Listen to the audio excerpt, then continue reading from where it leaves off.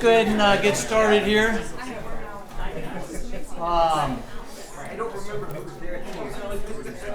So welcome to the Art of Collaboration.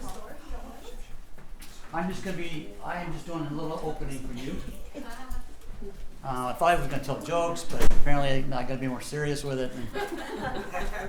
So, collaboration, I think if we think of that word and we think about what it means, we all agree it's important. But I had to learn collaboration. Especially when I was young, I was so full of ideas and so full of energy that it was like, my way or no way. You guys ever felt that way? And it's kind of like if I had to go do something, by the time it taught me to teach you to do something, I could just do it myself. And I could do it the right way. Well, God gave me such a powerful lesson that I see it every morning I go into the church building. So when we bought the building, we have an academy associated with it. In order to get the academy approved, we had to put up bullards. So bullards are those like concrete poles that keep cars from going into buildings. And we had to put up bullards all around the playground. And it wasn't code, but they're basically making it so that if we wanted the license, we had to do this. So I pulled together a team, and we were going to put the bullards in, and I'm a perfectionist, as much as I can be perfect. And I wanted a straight line, right? You want straight lines, bullards. You don't want them just kind of like haphazard, put in a line, but not haphazardly. And so I started putting the first one in, we got it lined up. I started putting the second one in, we got lined up. We had a line running down the fence so we could make sure we're all nice and neat. And all of a sudden, we had a project going on in the front. We're basically putting in a 12 by 12 concrete pad, and the cement truck was already here, so they're supposed to just pour and go, not wait around. And so they said, "Hey, we're having trouble." And I'm like, "You're just putting a 12 by 12 pad in. How can you be having trouble with that? And you're supposed to be a concrete guy, not the truck, not delivering concrete, but these are guys that are helping us put the pad together." So anyway, there's a disagreement. So I'm like, "Okay, hey, you guys, can you make sure?" And I said, "The only thing I want you to do is make sure they're in a straight line, nice and neat." And I said, "Yeah, we can do it." So I go around the other side, and I get the other side of the building, and they had a 12 by 12 pad in, but when you pour concrete, the form has to be all the way underground, because if you have an opening like this, the concrete's just going to go underneath it, right? So it was on a little bit of a slight incline, but that was what's happening. They were like, no, the concrete's going to pour out. You gotta. So I took a shovel and we had to sink the whole form down a couple inches so that all of the bottom of the form was on the ground and nothing would. Well, it took like an hour. So we finally get it down. We put the plastic in and all the metal stuff, and then they start pouring the concrete. And the guy with the concrete's complaining the whole time. Because he's like, "I'm not supposed to be here, so I'm going to have to charge you extra." And I'm like, "Not a problem." And so I go back around, and they had finished putting all the poles in, and they're high-fiving each other. They did Tom Wright, and I'm like, my first thought was, "You've got to be kidding me. I've asked for a straight line, and that is not a straight line. You got to pull here, pull there." And I'm like, it's a straight line if you look at the grand things, the theme of things. But how could you not have done what I asked you to do? This is what I'm thinking. And I'm looking at these guys, they're all giving high fives, and then it hit me. All God asks us to do is to do our best. And if we do our best, God doesn't want any more. These guys did their best. And they were so excited about it. Who am I to come in and say, "What'd you guys do?"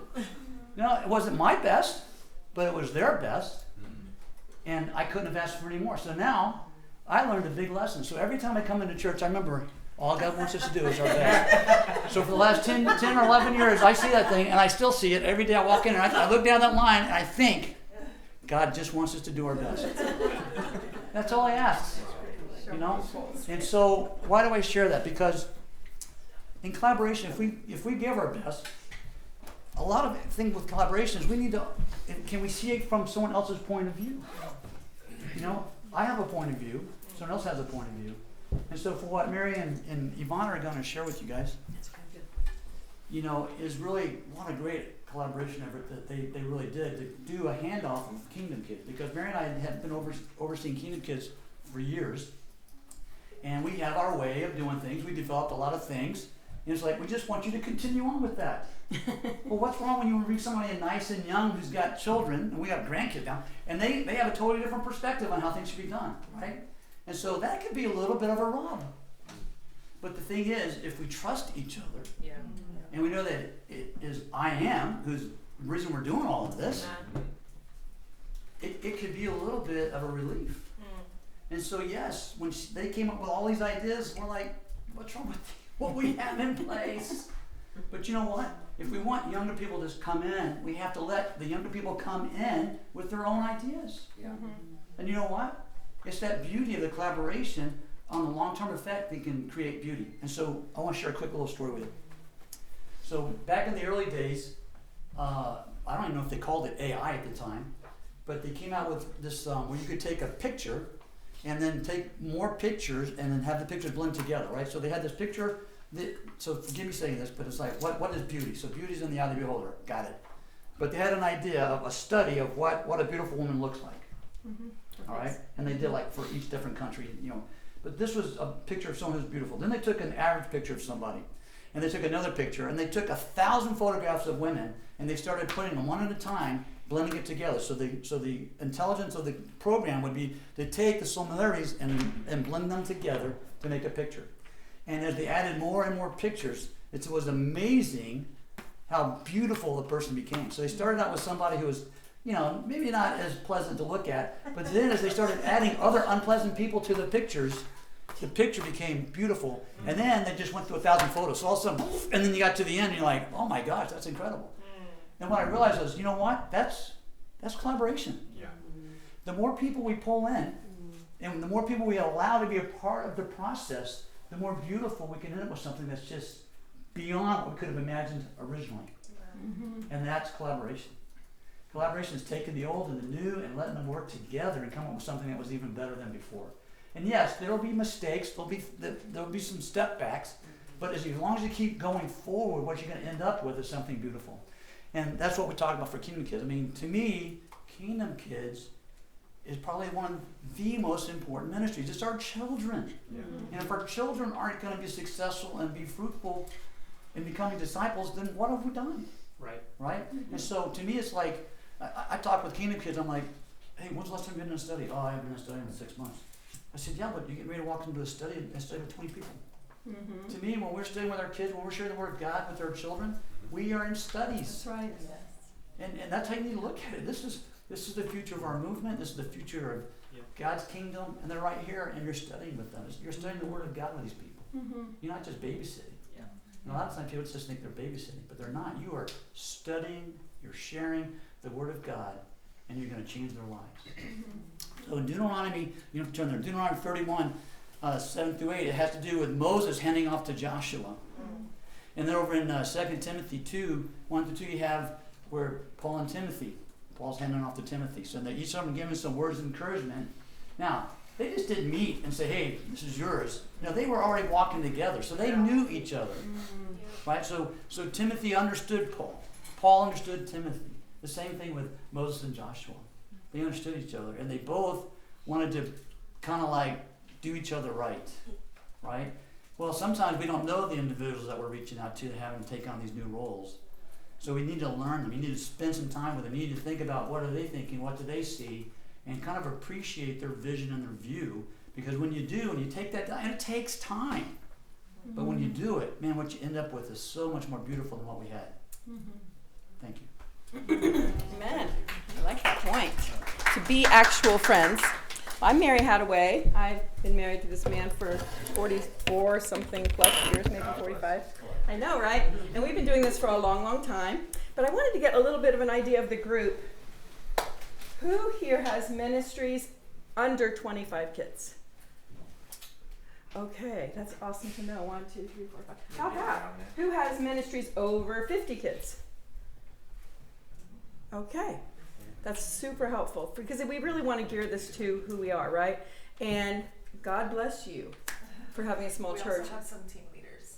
And, well, that's still the same thing. Yeah. No, the same thing. God bless you. You're doing a lot. We know we call it chief cook and bottle washer. You're doing everything. You're coming in, you're moving chairs, then you're doing the community message, then you're doing, we know you're doing it all. So God bless you for that. As Tom said, we just want to give you a little bit of information about us for context. We are from Fort Lauderdale, which is the Broward Church. Tom and I have been doing the ministry for a long time. A few years ago, just before COVID, we asked our evangelist, actually, if Ivana, that's Ivana with an I, could take this over. And she had already started doing it kind of along with our academy. And we were a little nervous, but we wanted to be able to move and focus on some things. And she loved it. And she actually jumped on it and grabbed it and wanted to do it too. So that was a blessing. I know you don't always have, sometimes you have reluctant leaders, and we're going to talk about that. And it's also going to be talked about, I think, in Melissa's group, so you have to listen to that recording if you want. When you have someone who's ambitious and ready, it's a different dynamic because you're just steering energy and you're maybe trying to kind of corral them a little bit. And when they're reluctant, and then you're pulling them, right? And it's a little different dynamic. So we're going to talk about that.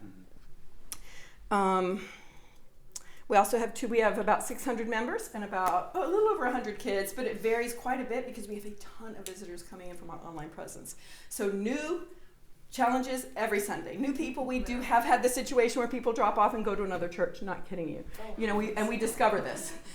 The parent is not here. Drop off service. We don't know. I mean, we of course we had to go after that, and my husband's there for those kinds of things. Yes, big job, right? For these many years, we have been what? We've been doing it. It's a big job. We've been obtaining people, training people, trying to retain people, and trying to maintain a program. There's a slide I should have made. We're doing it all at once, right? And that's hard because you're recruiting and you're trying to train at the same time you're trying to keep people happy and maintain a program or improve a program. So there's a lot to be able to pass off. And so I think the two things, there's two general concepts I wanted to make sure that we got to. Yeah, I'm not quite ready yet. Two main concepts I wanted to pass on before Ivana comes up and shares. Of course, we're the ones passing off. We're giving up a baby to somebody else. We're praying that they love it as much as we do. And this is good for the people who are receiving it to know. There's a tremendous, we're very, very, very fortunate because our young ministry staff really does respect that. They really do genuinely respect that. And I speak to my cohorts that, that's a blessing, but it's not always the case. So sometimes we have to bring them along and help them understand what's been happening and really help them love the ministry as much as we have. So we'll talk about that. One big thing that we talked about a lot was consideration. Just really understanding your people better. Understanding you have, I'm a certain personality, but other people don't attack the world like I do. What is consideration for them? If someone's very uptight and very, administrative and they really want all the details, they have a very different need. They can be a little bit of a pain, right? And they are always, have a problem. They see a safety issue and, they're uptight a lot. But we need those people badly. I mean, you have to bring them close. Let me tell you, if you do, you have a treasure. If you are able to win them over, because they, for one, will be devoted and fierce. Number two, they will improve your program. So I just recommend that we consider all different kinds of people. Being considered is super important. The stakes are high, and so I'm always saying this to everybody, every ministry I have, and that is, the stakes are high. My mantra is this. It's worth writing down and maybe even saying over again for me. All stakeholders, no surprises. What that means is we make sure we think of every single person who is in our periphery to make sure that we talk to them if any kind of change is going to happen ahead of time. We got to caucus it ahead of time. So let me ask you guys a question. I really want answers. Who's a stakeholder? Anybody? Who's a stakeholder in a situation? Parents. Parents? Keep one? Pastor, yep. Who else? Elders? Children, teachers. Good, you guys are naming roles. I'm thinking a little more individually, because you can do this and talk, but you're not going to talk to all those people. You're thinking about that one person that you're going to forget. Let me tell you, if you forget about them, they're going to come after you. If you forget they're a stakeholder, here's the definition of a stakeholder. Anybody who thinks they're a stakeholder. That's it, right? Because if they think they're a stakeholder and you did not include them in some kind of a thing, so I always try to reach those, the person that is most likely to object. Embrace that. Yeah. That person's, I'm pointing at you, I don't think you're That's most okay. likely to object. That's all right. That person, you're just the furthest person away. The person that's most likely to object, bring them in. Here's what's going to happen if you do that on a change. If you bring them in, first of all, you've got everybody between them and you, because if you persuade them, I'm happy, right? Anybody who's a stakeholder, because if you talk to them before you declare a change and you bring them in and you've got them on your side, it's smooth sailing. If you forget one stakeholder, they will come after you. I didn't know about them. Hold on one second. Mary, you're Yes. moving too much. Oh my goodness. It's not Hold you. on. So I'm going to, sorry. They want us to have this as close to our mouths as possible. That means I wasn't recording this whole time. So we just said stakeholders are, all our audience announced, parents, teachers, and I'm saying anyone who's thinks that they're a stakeholder is in fact a stakeholder. Thank you for that, Ivana. Okay, so we have a new slide. So I'm going to ask you, what keeps us as our older people? Oh, those are great pictures. Oh, can we go to the next slide? Do I hit enter again? This is it. What keeps us from giving things over? And here's some ideas. I want to hear what your fears might be, older people especially, but maybe you're moving from Kingdom Kids to teens, or maybe from teens to campus, or, we move through these ministries, right? What makes us reluctant to give something away? Yes, sir. Well, it's not so much me, but I see like some people, they don't trust the people that are going to take over. Yep, Right? So they trust don't is the think they key. can do it as good as them. We're going to talk, exactly. Anything else? And you can steal from this. Yes, sir. Kind of going along with what you were saying, but people getting left behind or forgotten. Exactly, not being considered. Very good. Yeah, anybody else? That it might not get done. It might not get done. Exactly, you got to do it yourself, or it might be a crooked line at the end, right? Yes, sir. Letting others down. Oh, disappointment. Yeah. Good. Yes, sir. Adam. Yeah, I think I get afraid that I will become irrelevant.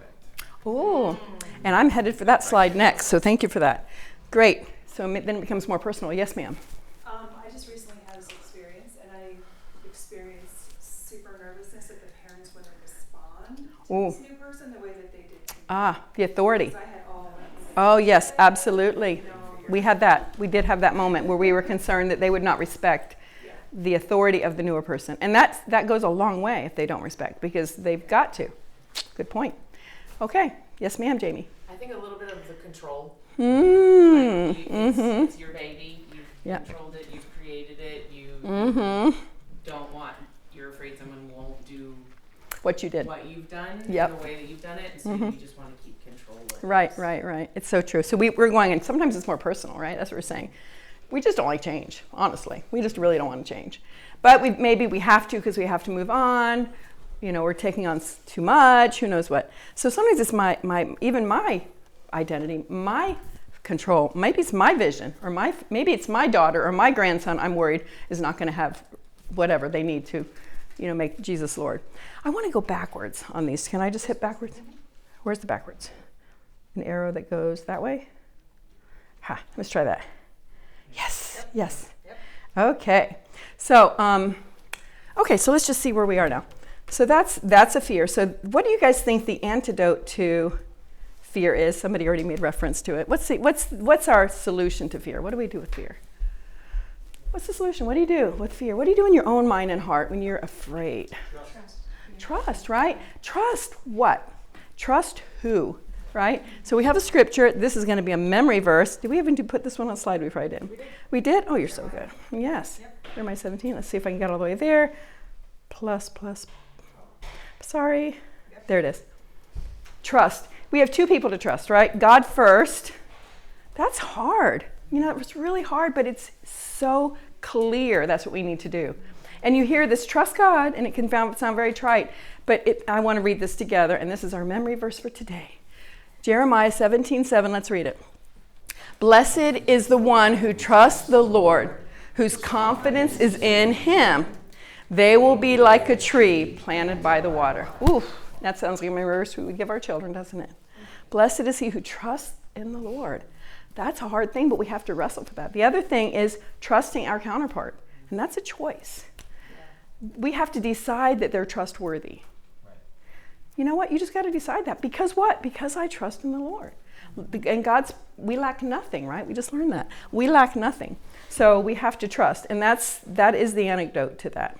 So that's the thing. The second idea I wanted to get across is the idea of how we go about training. You know, it's an interesting thing in training. If you have a person that's ambitious, you kind of have to chase them down. Oh, no, don't do it that way. Oh, you're going to mess it up. You know, we're afraid. Oop, that was a miss. You know, now we have a little damage control possibly or something we have to fix, right? That is the most wonderful problem, because fixing a problem is so much easier than trying to create energy in someone who's reluctant. So if someone's reluctant, you've got to spend more energy getting them in love with your ministry, and that's a different kind of energy. It's not more really, but it's a different kind of energy. But once you've gotten that figured out, here, how do we train? How do we correct? And so here's the second concept I wanted to consider today. How do we give that? I think we want to be considerate as well, right? We want to consider where that person's coming from. And so I think it's a Japanese language. You guys, I don't know if you guys have ever heard this, but in the Japanese language, social harmony is very, very, very valued. Like you don't conflict. It's a good thing maybe, but for me, it's a very good thing to consider. They have like 11 ways to say yes, and they really avoid saying no. So how do you deal with that? How do you do that, right? How would you actually function? Let me see if I can go find the slide. Here's my thing. Here's my slide for you to sear into your brain. Don't say no. Don't say no, but blah, blah, blah, blah. We can't do that because blah, blah, blah. Here's what I want your brain. And I had to retrain my brain because I'm a no. Dr. No, that's who I am. Yes and. What does yes and mean? What might yes and mean? Give me some ideas. What could yes and mean in a situation where I was... Yes, Adam? Mm-hmm. Could mean yes, my heart is where your heart is, and maybe we could do it this way. Okay, I like that. Hey, that's a great, you're brave, you're courageous. Yes, sir. I was going to say it validates what they said, but also allows you to, like what Adam said, Okay. add on to it or Right. kind of like redirect it. Right, you can supplement. Yes, Eden. I think it allows you to kind of look into the deeper desire of people's requests. Yes. And say yes to that, because most of the time it's like everybody has the same goal. Exactly, we're disciples. That's trustworthy. That by itself is trustworthy. Yes, Daniel. Yeah, it doesn't have to be like either or, it can be and and both. Yes, exactly, yes, right? Yes, Greg Chen's son, whose name is Devin. Thank you. Sorry. I think like it stops you from shutting down someone's idea. So, isn't that so important? Because guess what we're doing? We're building trust. And in the long run, the trust is more important than this little thing, right? And Ivana's going to share a little bit about some changes that she's made. By the way, we are in love with the new program. Not a qualifier, not unqualified. She has just taken in such great places, so much better in every respect. But at moments I went, when we're fortunate, we are pretty well funded. I know that's a big thing, but sometimes the yes and might be this. I like that idea, and we're going to have to find some money for that. I like that idea. Maybe the way we can find the resource, because I know when you're in a small church, it's all about that. You are operating on scarce resources. Yes. And when there's scarcity, we're all we have to share a small pie, right? Yeah. So we've got to think through, yes, and how can we do that? And it sounds like there's a great class about how to bring parents in, which you got to bring those parents in, especially the ones that are in your ears. Bring them in. I'm telling you, they're like a treasure you have to tap into. Yeah. The ones that are in your ear. So, yes and. What's another yes and? Another yes and. Yes, Jamie, tell me. Oh, I was going to say it gives you an opportunity to present your concerns. Absolutely. So yes, I love that idea, and maybe we can consider this concern, or like instead of just saying no right away, but it does give you an opportunity to support their ideas and also bring in some concerns that you might have. Exactly. And you can share your experience. I mean, here's the thing. They have not had your experience. They have not suffered what you've suffered. You know what I'm saying? So there's a piece of that where you can share the suffering you want them to avoid. Yes, and I don't want you to have to suffer this. Here's some things some kind of potholes or pitfalls we want to make sure that we avoid. So this is yes, ma'am. Oh, I was going to say along those lines, like it can also give an opportunity to kind of give them something else to consider that maybe they didn't know of or hadn't thought of Mm-hmm. or don't understand at that point? Yes. So for the recording, the comment is just giving the recipient a possibility to consider other things they haven't had a chance to consider yet. And a few other people said something similar to that. So, okay. So let's see if I'm getting to it. Okay. So I think we're getting to the place where I get to it. I get to introduce Ivana. Ivana's amazing. She's like a secret weapon, honestly. She's already talented, already gifted. She can do a chapel with, she can do a walk-on chapel where nobody knew that she can walk into a class. She can do toddlers. She can do 5th grade. She's already done teens. She's just naturally talented. There's some really cool things that go with that because she's a pinch hitter. That's what I would call her. There's also some things that make that challenging. The beautiful thing about Ivana is she's trustworthy because she's self-aware. Because she will acknowledge, that she's got this little challenge or this little flat side, and we can work with that together. It's not like I'm having to say, we're working on it together. And she's helping me too, by the way. I get a lot of counsel from her because she helps me with my flat side. So she's an amazing wife to an amazing man. She's the mother of 2. She is doing this amazing outreach for the community, for the young moms. What she cares about is what we just heard about. She wants young families to be their best. And she's kind of an old soul in that she wants them to have dinner together, and I'm like, thank you, Jesus. Thank you. So anyway, I think we might be getting to that. So Ivana, come on up. This is Ivana Wright. Let me steal your microphone. Oh, thank you for that. Thank you, guys. You got it? Yes. Mm-hmm. Okay. So I'm going to share a little bit about how I came into ministry. Me and my husband started leading the high school ministry in Broward when we were 6 months married. So we were very young and very green. And we led for a couple of years. And we loved it. We learned a lot about families. And then I started working at the preschool that's attached to our church. So I did teens and I was the ministry director. So then I started working with young families. Then my husband decided, which at the time this was a novel idea, but he decided to pull himself out of teen ministry and focus entirely on our digital outreach at the Broward Church. So website building, YouTube, anything digital, he was going to now focus on. His degree was in graphic design. So I had to figure out what I was going to do. And one of those things was Kingdom Kids.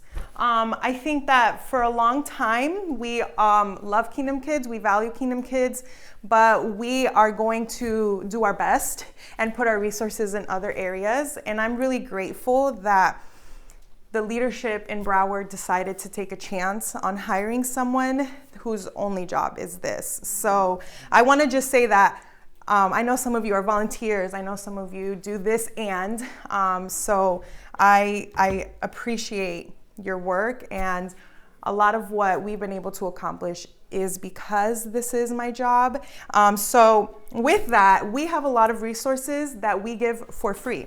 So if you need videos, songs, handouts, please contact me. I give those things out for free. I make them because I love you guys and I know that this is an important ministry. Mm-hmm. I am a Kingdom Kid herself. I grew up in the church and I wore my OG Kingdom Kid shirt to honor the legends because it is the investment of the ones that came before me that is why I'm here. And I had to learn a lot when it came to leadership because I tend to be very ambitious, lots of ideas, lots of energy. And the gentleman that shared, he's an Enneagram 3. I'm an Enneagram 8. So that means I want to get it done. I don't want your help. And when I started ministry, as a 23-year-old, leading families without children, you can't really do that. And when I started working at the academy, I didn't have any kids yet. So here I am leading families. I don't have a family yet. I was pregnant.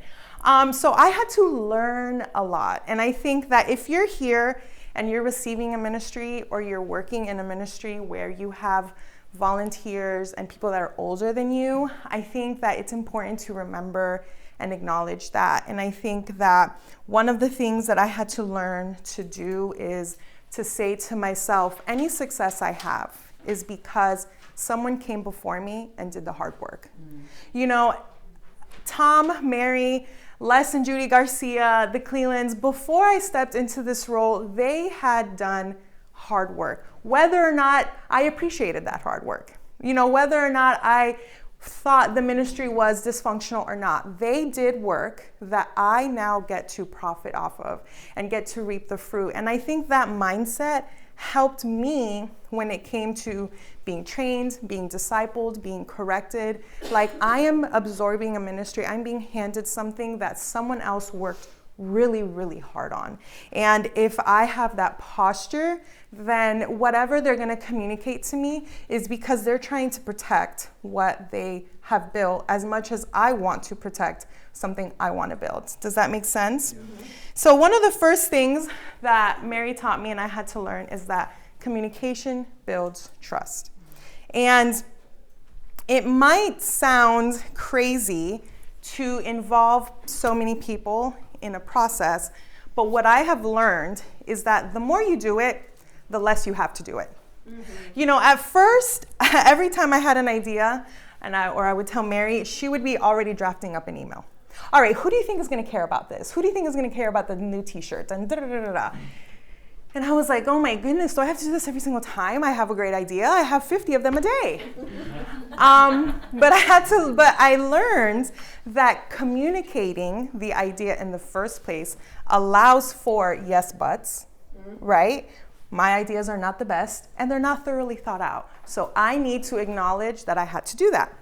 The other thing is that it brought in different voices that needed to be heard. I mean, thank you, Mary, for telling people I'm talented, but the truth is that I need so much help and so many other strengths to really accomplish things. And communication is that first step. So whenever I wanted to do something or had a thought, I already had people that I had to think through to call. Hey mom, I was thinking about doing this thing with the girls and the teens, and it's gonna cause I did this thing called Pancake Saturdays at my house, and I was like, I need all the moms to bring their daughters at my house at 9 a.m. We're gonna do a Bible story. What do you think? Ooh, 9 a.m., that might be too early. Like, you know what I mean? Like it helps bring your idea to completion. And I had to learn that communication builds trust. It doesn't bring another obstacle in the way. So I want to ask you guys, who in your ministry or leadership circle do you need to communicate with more intentionally? Not just to update them, but to invite them into the process. There's a difference between update and invitation. The second thing is that stewardship requires grit and growth. And this one was a big one for me. One time, I don't even know if Mary remembers this, but I was done doing something for the school, and she said, you know what, Ivana, you have a lot of talents, and one of them is that you're quick on your feet. You can do something, and it could seem like you worked really long and hard, but really you thought about this last night. And she was like, and that's great for you, but in order to take the ministry to bigger heights, bigger dreams, you're gonna have to be more intentional. You're gonna have to be more thoughtful. You're gonna have to be more disciplined. And I really want to encourage, if you are taking something over, I think it takes a lot of discipline. It is easy to have an idea and to be inspired. It is a lot harder to continue working when the inspiration has faded. Mm-hmm. And I have had to learn to do that time and time again, because the more that you bring your ideas to completion, the more trust you're gonna gain. Mm-hmm. But that takes discipline, and that builds trust. You know, in Broward, excellence is the expectation for everything. And it's great because what that means is that mistakes are not a bad thing. You know, mistakes are okay and we learn from them and we grow. But when you think through something and when you have the grit to continue to work hard, those mistakes will sometimes become smaller and smaller, or you're going to be able to catch them sooner and sooner. Does that make sense? Mm-hmm. And a verse that I think about often is in Luke 12:48. Everyone to whom much was given, of him much will be required.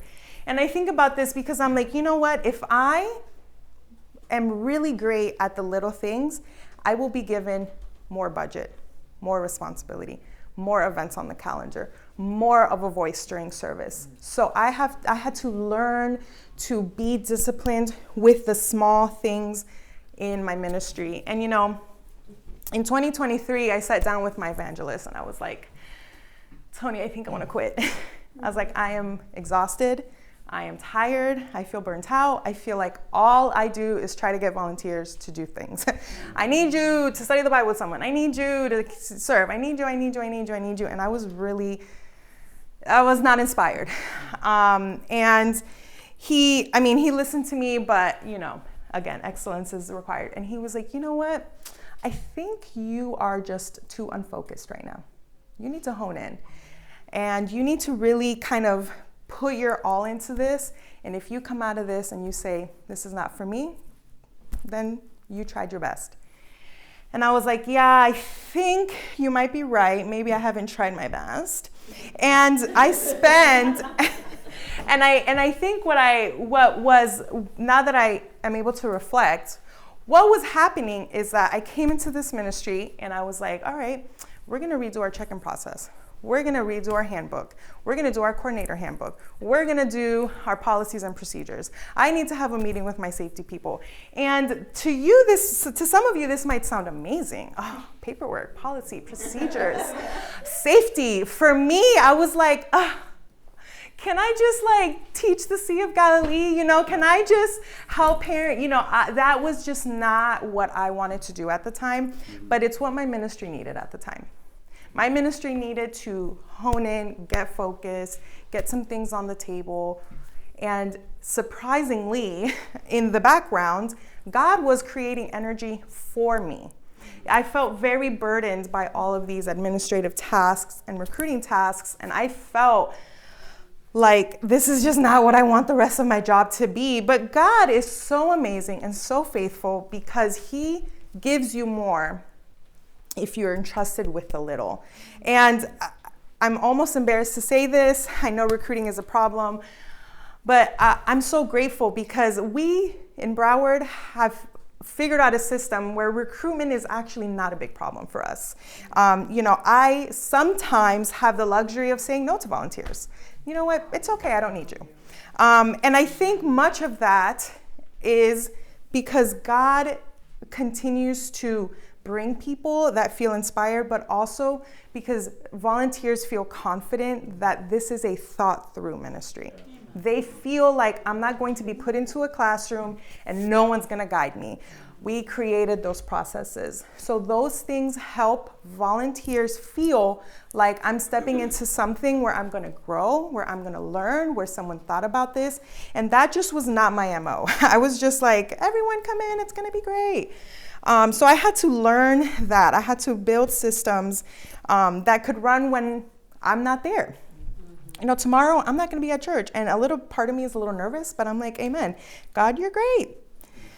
So I want to ask, what area of your ministry could use more discipline than inspiration right now?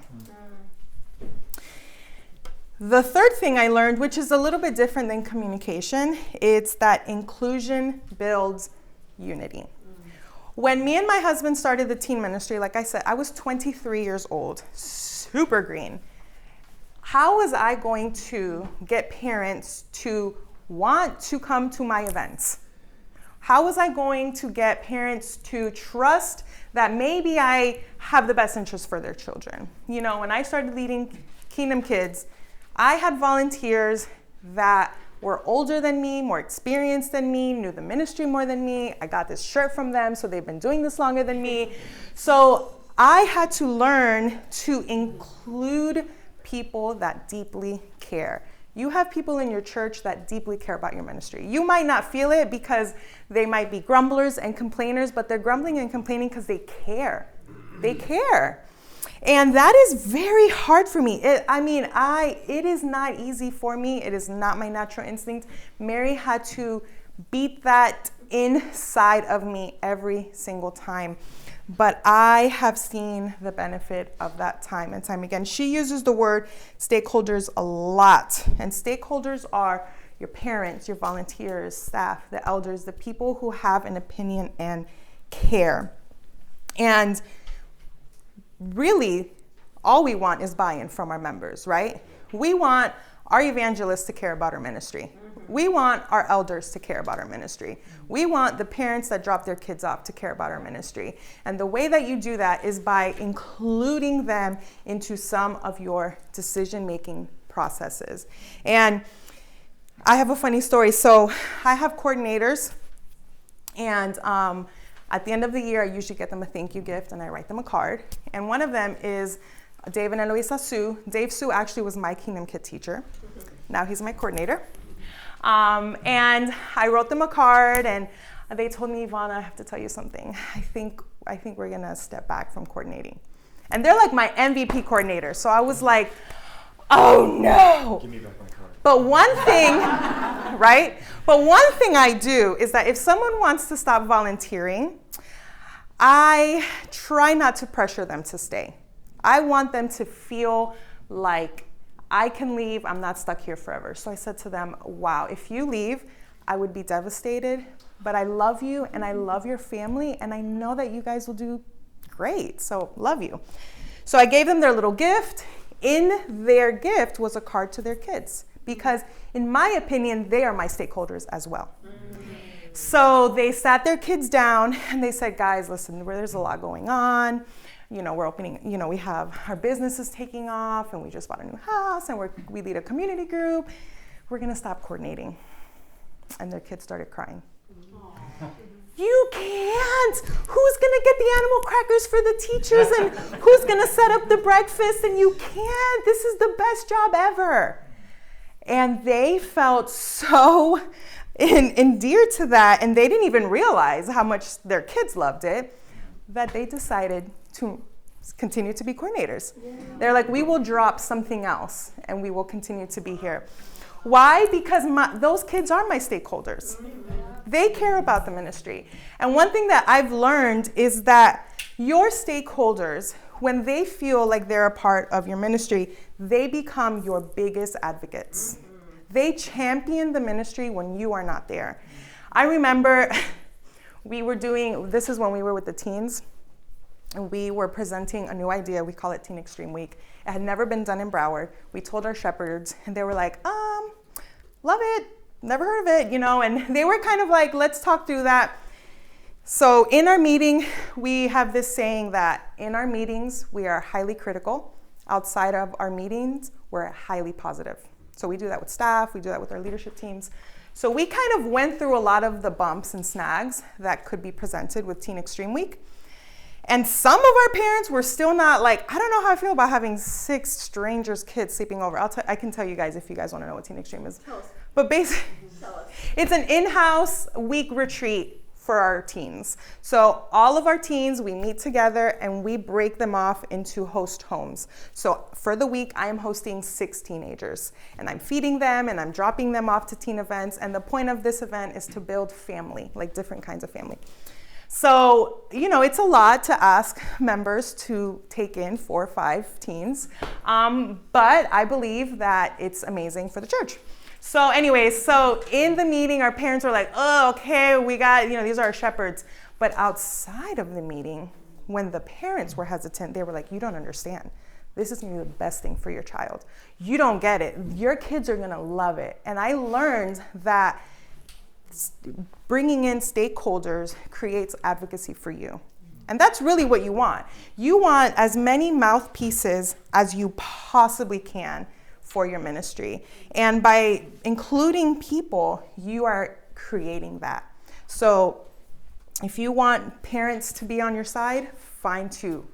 Find two that you can win over and say, I need you guys to spread positivity to the other parents. You know, if you want to do new things in your Kingdom Kid ministry, find 3 or 4 young families. Say, I'm going to need you to champion this man. And you call them. Hey, we're thinking about changing check-in. What do you think about this? Hey, we're thinking about, we actually had this issue when we were going from 1 service to 2 service. Mary wanted me to do a check-in in one area. We walked through it. I was like, I don't know, Mary. We do disagree. I was like, I don't know, Mary. I was like, you know what? Let me call some moms. So I called some moms, and we talked through it. And we're like, you know what? I don't have strollers anymore. Mary does. And we learned, you know what? This might be an issue for some families. So bringing families in helps them feel a part of the ministry process. So who are the stakeholders in your ministry? The people who have been faithful, invested, or wise. And how can you include them before making your next big decision? What voice do you need to bring to the table that has been missing? And what I've learned is that none of these skills, collaboration, communication, including stakeholders, having discipline, none of this requires any additional resource on your part. It is free 99. You don't need, additional resources is great, but you don't need that. You can cultivate relationships, whether you're a church of 50 or 500, whether you're paid or not paid. These are things that you can do today. So I hope these tips help, and I hope that it encourages you. We have a couple of minutes. I think Thomas, a little bit to finish up or no? Well, no, You're done? Okay. well, no, I didn't know if that was after that or whenever. I don't. Well, we have a couple of minutes to do some Q&A, and then we can officially close out. Yes.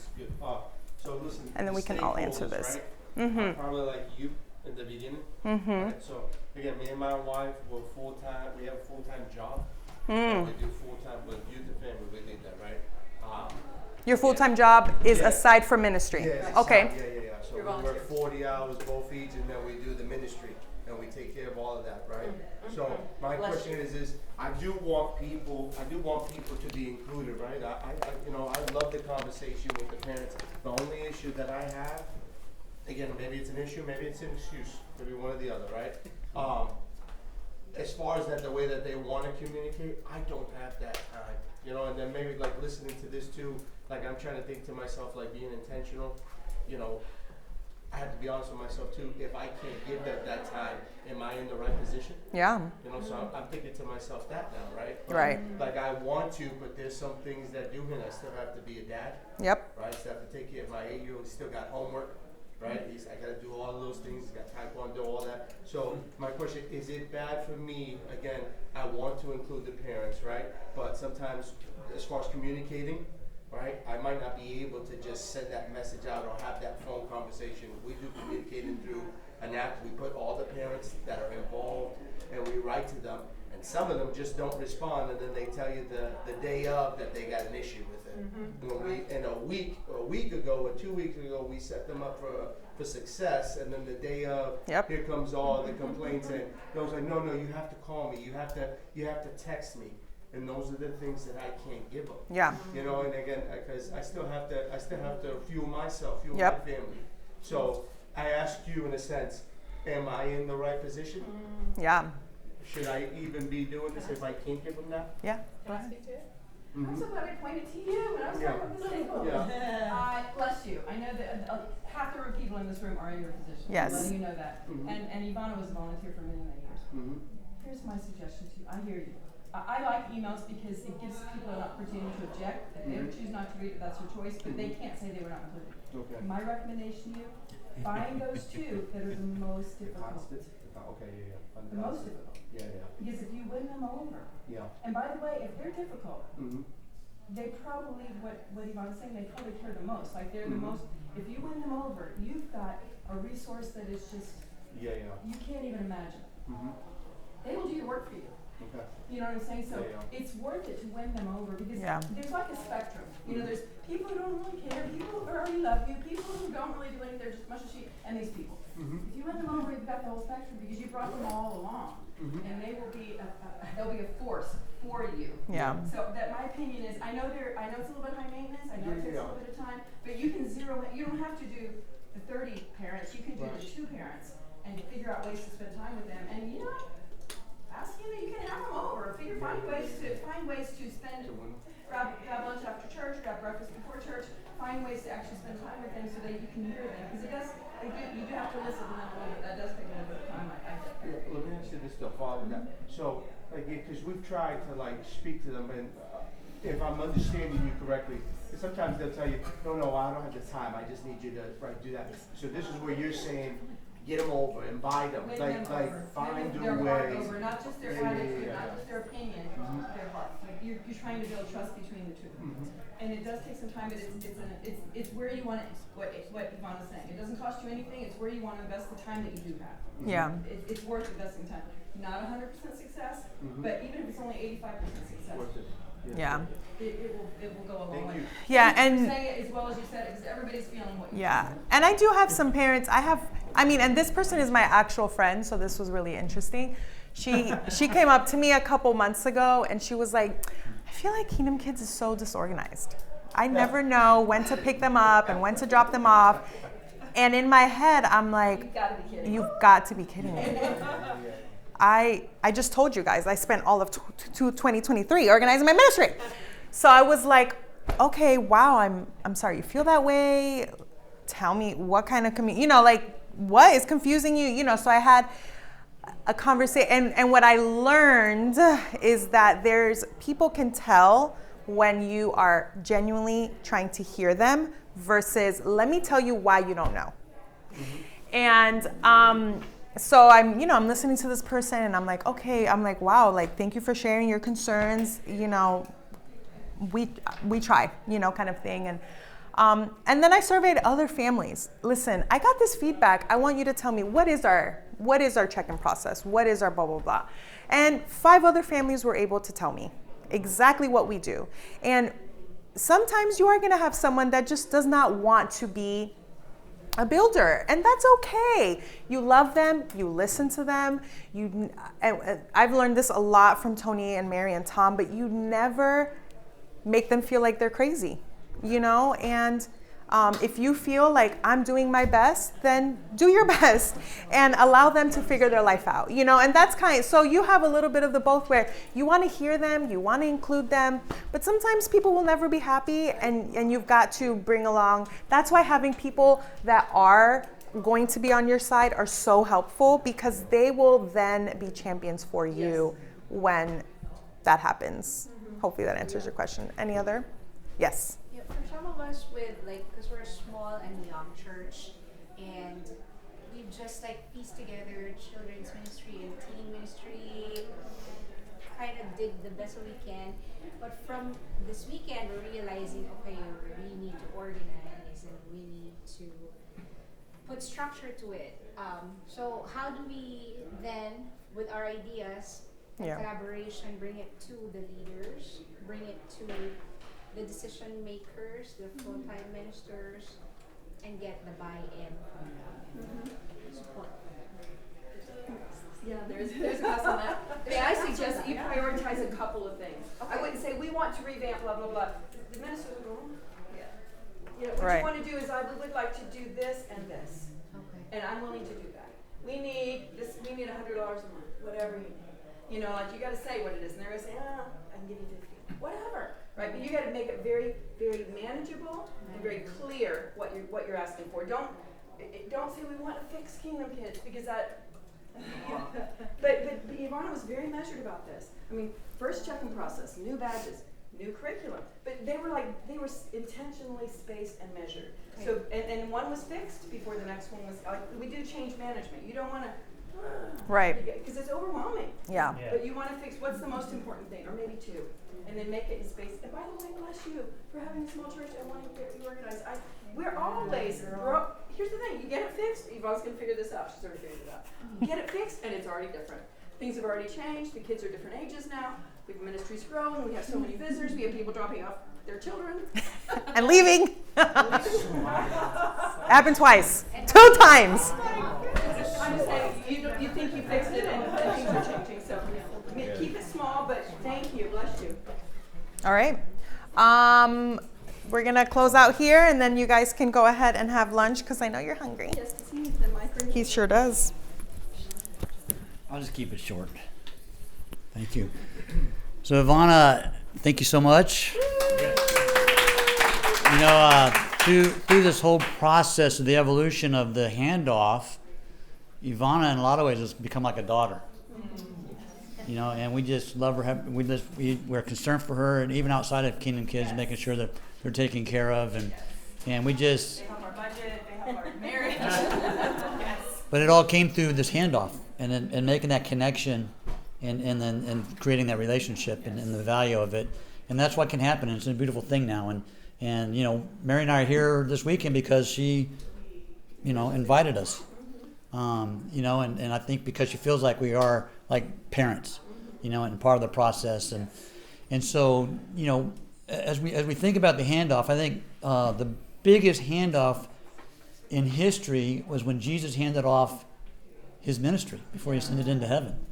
You know, if you think about it, there's just a bunch of young guys that are going to be full of problems because that's why we have the whole New Testament. There's all these problems they were dealing with, right? But the thing is, the Creator, through his Son, through his very being, handed it off, right? And if he's going to be trusting like that with his church, we have to be able to trust God also as we hand off these different ministries. Amen.